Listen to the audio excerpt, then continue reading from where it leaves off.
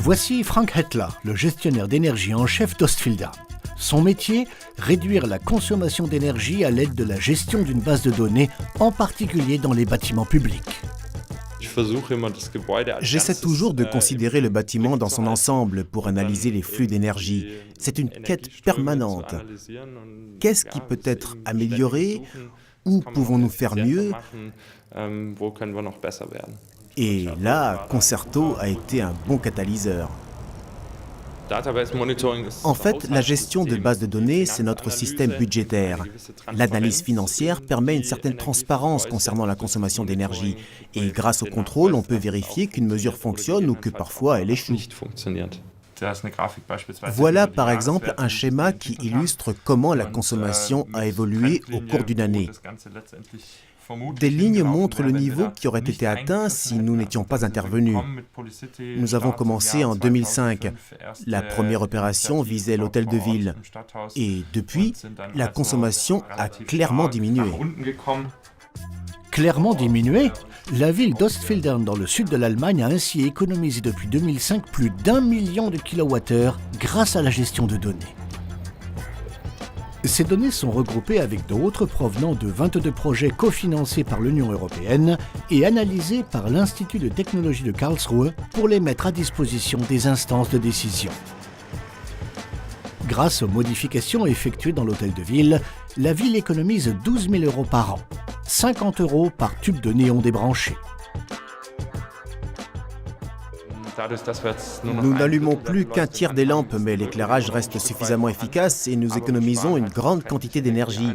Dans une telle cage d'escalier, on peut facilement avoir 20 tubes. Cela veut dire que seuls les escaliers rapportent déjà 1 000 €. Avant, il y avait un distributeur de boissons ici dans le coin. On l'a enlevé pour une économie de 400 € par an. De toute façon, il ne proposait pas les boissons que nous voulions. Avant, 5 ou 6 tubes néons couvraient le plafond ici. On les a remplacés depuis par des spots LED. Ils ne consomment chacun qu'environ 3 watts. Ça nous fait gagner à peu près 400 € par an. Nous voici dans la centrale de chauffage. Ça, c'est la pompe à chaleur. Si on la transforme en pompe à haute performance, de préférence en combinaison avec un équilibrage hydraulique, on peut économiser aussi une bonne quantité d'énergie. Nous avons installé des équipements supplémentaires pour faire encore mieux dans le domaine de la gestion. Avec des mesures telles que l'installation de ces compteurs d'énergie intelligents financés par l'Union européenne qui déterminent toutes les 5 minutes la consommation d'un foyer. Oui, je pense qu'il faut une meilleure prise de conscience. Et naturellement, des mesures comme le contrôle intelligent et la gestion de données aident à mieux identifier les dépenses d'énergie. La protection des données nous importe beaucoup. Les bâtiments publics sont censés être accessibles et transparents. Et ce principe doit s'appliquer aussi à la consommation d'énergie. Créer une conscience énergétique, voilà l'objectif des partenaires de projet à Ostfildern. Et donner l'exemple, comme avec ces panneaux solaires au terrain de sport. Cela préserve l'environnement d'une grande quantité de CO2. Oui, c'est la formule. D'abord, concevoir un bâtiment relativement économe en énergie et ensuite, la cerise sur le gâteau, couvrir l'ensemble des besoins grâce à l'énergie renouvelable.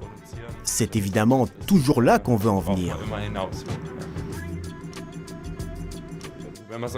Si on voulait être radical, il faudrait entrer dans tous les magasins et autres bâtiments devant lesquels on passe pour motiver les gens tout de suite, leur dire « ça ne va pas comme ça, il faut faire quelque chose, là vous pouvez éteindre, vous pourriez tellement économiser, c'est si simple, il suffit juste de commencer ».